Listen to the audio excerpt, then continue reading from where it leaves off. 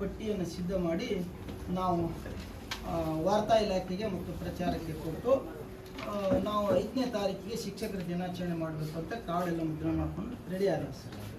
ಈ ಸಂದರ್ಭದಲ್ಲಿ ಮತ್ತೆ ನಮಗೆ 3ನೇ ತಾರೀಕಿಗೆ ಸಾಯಂಕಾಲ ನಮಗೆ ಸರ್ ಇವರು ಅನ್ನಪೂರ್ಣ ಅನ್ನೋರು ಸಂಘದ ಪದಾಧಿಕಾರಿಗಳಾಗಿದ್ದಾರೆ, ಸೇಡಂ ತಾಲೂಕಿನ ಪ್ರಾಥಮಿಕ ಶಾಲಾ ಶಿಕ್ಷಕರ ಸಂಘದ ಪದಾಧಿಕಾರಿಗಳಾಗಿದ್ದಾರೆ ಮತ್ತು ಶಿಕ್ಷಕರ ಸಂಘದ ಅಧ್ಯಕ್ಷರೇ ಅದಕ್ಕೆ ಸದಸ್ಯರಾಗಿರೋದ್ರಿಂದ ಈ ಸಾವಿರಾರು ಜನ ಶಿಕ್ಷಕರಿಗೆ ಏನು ಅನ್ನಿಸ್ತದೆ, ತಮ್ಮದೇ ಪದಾಧಿಕಾರಿಗಳಲ್ಲೇ ಒಬ್ಬರಿಗೆ ಮಾಡಿದ್ದಾರೆ ಅನ್ನುವಂಥ ಒಂದು ಅನುಮಾನ ಬರ್ತದೆ ಸರ್.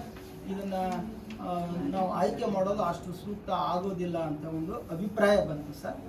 ಒಂದು ಕೆಲವರು ದೂರವಾಣಿ ಮೂಲಕವೂ ಹೇಳಿದರು, ಸಂಘದ ಪದಾಧಿಕಾರಿಗಳನ್ನೇ ಉತ್ತಮ ಶಿಕ್ಷಕರತೆ ನೀವು ಹೇಗೆ ಮಾಡ್ತೀರಿ, ಬೇರೆ ಶಿಕ್ಷಕರನ್ನ ಮಾಡಬೇಕು. ಇಲ್ಲ ಸರ್, ಅಲ್ಲಿಂದ ಬಂದಿರೋದೇ 3, ಒಂದು ನ್ಯಾಚುರಲಿ ಕೈ ಬಿಟ್ಟಿದ್ದೀವಿ. ಈಗ 2 ಪ್ರತಿನಿಧಿ ಇದೆ, ಒಂದು ನಮಗೆ 16 ಆರಿಸ್ಬೇಕು, ಒಂದು ನಮಗೆ ಇದನ್ನ ಆಗ್ತದೆ ಅಂದರೆ ಕೊರತೆ ಆಗ್ತದೆ, ನಾವು ಅವಕಾಶ ಇದೆ ಅಂತ ಹೇಳಿ ಕೊಟ್ಟಿದ್ದೀವಿ.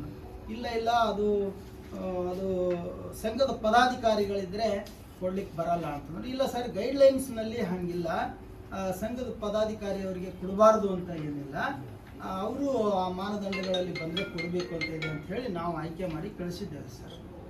ಇಲ್ಲ ನೀವು ಅದನ್ನು ಕೈ ಬಿಡಬೇಕು ಅಂತ ಹೇಳಿ ನಮಗೆ ದೂರವಾಣಿ ಮೂಲಕ ಬಂದಿರೋದ್ರಿಂದ ಪುನಃ ಪರಿಶೀಲಿಸಬೇಕು ಅಂತ ಹೇಳಿ ನಾನು ಮತ್ತೆ CEO ಅವ್ರ ಬಳಿ ಹೋದಾಗ ಆ ಬಗ್ಗೆ ನೀವು ಅದನ್ನು ಕೈ ಬಿಡಬೇಡಿ, ಹೋಲ್ಡ್ ಮಾಡಿ ನೀವು ಪರಿಶೀಲನೆ ಮಾಡಿ ಸಂಘದ ಪದಾಧಿಕಾರಿಗಳಿಗೆ ಉತ್ತಮ ಶಿಕ್ಷಕ ಪ್ರಶಸ್ತಿ ಕೊಡಬೇಕಾ ಬೇಡವಾ ಅನ್ನೋದನ್ನು ನೀವು ನಿಮ್ಮ ಮೇಲಾಧಿಕಾರಿಗಳಿಂದ ನಿಮ್ಮ ಸ್ಟೇಟ್ ಆಫೀಸ್ನಿಂದ ಕೂಡ ಸ್ಪಷ್ಟೀಕರಣ ತಗೊಂಡು ಅದನ್ನು ಮಾಡಿ. ಈಗ ಸದ್ಯ 15 ಕಳಿಸ್ಬೋದು ಅಂತ ಹೇಳಿ ನಾವು ಪುನಃ ವಾರ್ತಾ ಇಲಾಖೆಗೆ ಕೊಟ್ಟಿರ್ತಕ್ಕಂಥದ್ದನ್ನು ಫೋನ್ ಮಾಡಿ ಸರ್ ಅದನ್ನು ಹೋಲ್ಡ್ ಮಾಡಿ ನಾನು ಇನ್ನೊಂದು ಕೊಡ್ತೀನಿ ಅಂತ ಹೇಳಿ ಆ ಹೆಸರನ್ನು ಡಿಲೀಟ್ ಮಾಡಿ ನಾನು 16 ಬದಲಿಗೆ 15 ಪಟ್ಟಿಯನ್ನು ಕೊಟ್ಟೆ ಸರ್.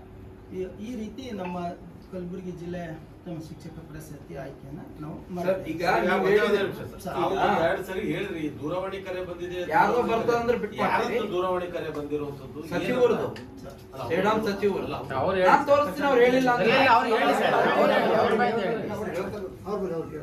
ಸರ್. ಸಚಿವರು ಫೋನ್ ಮಾಡಿದ್ರೆ ಇದನ್ನ ಕೈ ಬಿಡ್ರಿ ಅಂತ ಏನ್ ಹೇಳಿಲ್ಲ ಸರ್. ಸಚಿವರು ಅಂದ್ರೆ ಯಾರು ಹೆಸರು ಹೇಳಿ ಸರ್ ಅಂತ ಹೇಳಿ ಸರ್. ಸಚಿವರು ರಾಮಚಂದ್ರ ಮೇಲೆ ಅವರು ಹಿಂದೆ ಸಸ್ಪೆಂಡ್ ಆಗಿದ್ರು ಮತ್ತು ಅವ್ರ ಮೇಲೆ ಪ್ರಕರಣಗಳಿದೆ, ಅದು ಕೈ ಬಿಟ್ಟಿದ್ದೀರಾ ಇಲ್ಲ ಅಂತ ಕೇಳಿದ್ರು ಸರ್. ಅದಕ್ಕೆ ನಾವು ಅದಕ್ಕೆ ಅದು ಕೈ ಬಿಟ್ಟು ಇಲಾಖಾ ವಿಚಾರಣೆಗಳು ಏನಿವೆ ಅಂತ ನಾವು ನೋಡುವಾಗ ಅದು ಅವ್ರ ಹಿಂದೆ 2007ರಲ್ಲಿ ಅಮಾನತಾಗಿರೋ ಪ್ರಕರಣ ಇದೆ, ಅದು ಇನ್ನೂ ಇತ್ಯರ್ಥ ಆಗಿಲ್ಲ ಅಂತ ಹೇಳಿ ನಾವು ಅದನ್ನು ಕೈ ಬಿಟ್ಟಿದ್ದೇವೆ ಸರ್ ಅಂತ ಹೇಳಿದ್ರು ಸರ್. ಒಂದು ರಾಜ್ಯ ಪ್ರಶಸ್ತಿ ಯಾರ ಹೆಸರು ಇಲ್ಲಿ ಶಿಫಾರಸ್ ಮಾಡಿ ಕಳಿಸಿರಿ ನೀವು? ಅವ್ರ ಸಂಘದ ಪದಾಧಿಕಾರಿ ನೀವು ಹೇಳ್ರಿ ಯಾರ ಹೆಸರು ಕಳಿಸಿದಿರಿ, ಒಂದೇ ಹೆಸರು ಹೇಳ್ರಿ, ಯಾರು ಅವರು ಯಾವುದು ಸರ್? ರಾಜ್ಯ ಪ್ರಶಸ್ತಿ ಯಾರ ಹೆಸರು ಕಳಿಸಿದಿರಿ? ಮಲ್ಲಿಕಾರ್ಜುನ್. ಅವ್ರಿಗೆ ಸಂಘದ ಅಧ್ಯಕ್ಷ ಸಂಘದ ಪದಾಧಿಕಾರಿ ಇಲ್ವಾ? ಅವ್ರಿಗೊಂದ್ ನ್ಯಾಯ ಇವಳಿಗೊಂದ್ ನ್ಯಾಯನಾ? ಅವಳಿಗೊಂದ್ ನ್ಯಾಯ ಇವ್ರಿಗೊಂದ್ ನ್ಯಾಯನಾ? ಹೇಳಿ, ಪತ್ರಕರ್ತರು ಇಲ್ಲೇ ಇದ್ದಾರೆ. ಇಲ್ಲಿ ಒಬ್ರು ಮಲ್ಲಿಕಾರ್ಜುನ್ ಅಂತ ಸಂಘದ ಪದಾಧಿಕಾರಿ ಇದ್ದಾರೆ, ಉತ್ತರ ವಲಯದಲ್ಲಿ. ಅವರನ್ನು ಹೋದ ಬಾರಿ ಉತ್ತಮ ಶಿಕ್ಷಕರು ಅಂತ ಆಯ್ಕೆ ಮಾಡಿದ್ದಾರೆ, ಈ ಬಾರಿ ಅವರನ್ನು ರಾಜ್ಯಕ್ಕೆ ಇವರೇ ಆಯ್ಕೆ ಮಾಡಿ ಕಳಿಸ್ತಾರೆ. ಅವ್ರಿಗೊಂದ್ ನ್ಯಾಯ ಇವ್ರಿಗೊಂದ್ ನ್ಯಾಯ. ಯಾವ ಚರಣ ಪ್ರಕಾರ ನೀವೇನು ಕಾಂಗ್ರೆಸ್ ಆಳು ಮಕ್ಕಳ? ಕಾಂಗ್ರೆಸ್ ಪಾರ್ಟಿದು ಸಚಿವರು ಹೇಳ್ತಾರೆ ಅಂತ ಹೇಳಿದ್ರೆ ಬಿಡ್ತೀರಿ?